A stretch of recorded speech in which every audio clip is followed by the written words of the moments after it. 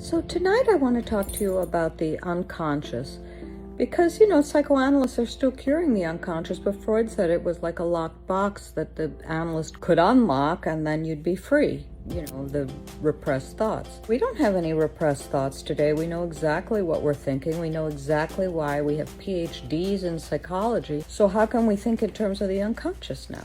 The way we can think about it is that our brain does one thing and puts us in another side of the brain. Let me explain. I had a patient who had a real problem with depression. And as we talked over the years, it turned out that she really had never been allowed to be angry. Boy, was she punished for it by her parents. They yelled at her. The father became dysregulated. So basically, she went straight to the depression.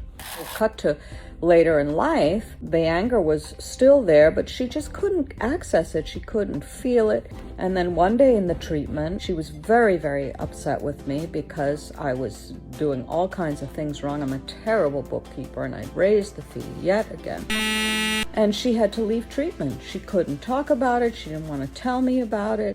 So it turned out that, that was just verboten for her to say all those things, and she spoke them. After that interchange between us, the depression really changed for her.